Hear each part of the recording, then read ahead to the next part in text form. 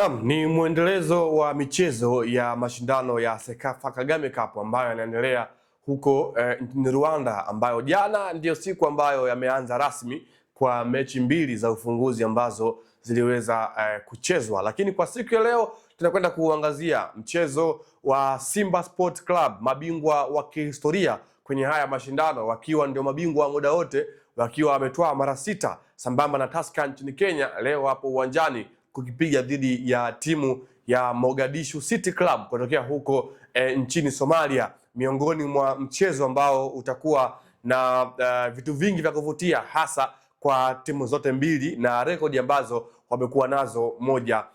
kwa moja. Huu ni mchezo ambao wekundu wa Msimbazi Simba wanauelekea ikiwa ni sehemu ya maandalizi ya timu yao, hasa kwenye kujitazama ama kujiangalia jinsi gani ambavyo timu yao itakuwa imejengeka, hasa kwa maandalizi ya msimu mpya, kwa kile ambacho tumekishuhudia moja kwa moja. Na pia ni mechi ambayo inatoa uwanda mpana kwa mwalimu Steve Barker kuweza kuona kiwango cha wachezaji wale ambao wameingia kwenye kikosi hiko msimu huu, kwa maana wale nyota wapya ambao klabu ya Simba tayari imekwisha watambulisha na tayari pia wamekwisha wasili katika nchi ya Rwanda kwa ajili ya mashindano hayo ya Sekafa Kagame Cup. Hapa nazungumzia wakina Kelvin Nation the same, kwa kina Bakari Msimu sambamba na mtu kama vile Nathaniel Chilambo ambaye ni mlinzi wa Kuria, raia wa Tanzania. Lakini kwa upande wa wapinzani wa kikosi cha Simba kwa siku ya leo, kwa maana ya Mogadishu City Club kutokea nchini Somalia, hii ni timu ambayo haina rekodi nzuri kwenye haya mashindano, la kwenye ligi yao kwa msimu uliopita ni timu ambayo ilishika nafasi ya 3 kwenye ligi kuu soka nchini Somalia, jambo ambalo linadhihirisha kwamba wao kwa msimu ujao hawatakuwepo kwenye mashindano yoyote ya kimataifa. Lakini Simba wao tunafahamu kwamba watakuwepo kwenye ushiriki wa mashindano ya kombe la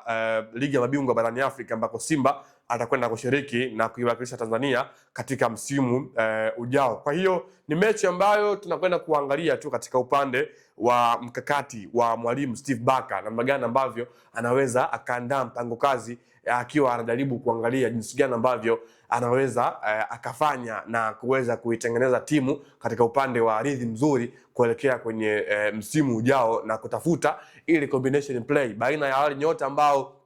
walikuwepo msimu uliopita na hawa wapi ambao wameingia na kupata kitu kipi ambacho kitakuwa kina faida kubwa kwa kikosi cha wekundu wa Msimbazi Simba. Mechi hii itapigwa majira ya saa 1 kamili usiku kwa saa za Afrika ya Mashariki katika uwanja wa Amahoro huko katika mji wa Kigali nchini Rwanda, ikiwa tu ni mchezo wa kwanza kwa klabu ya Simba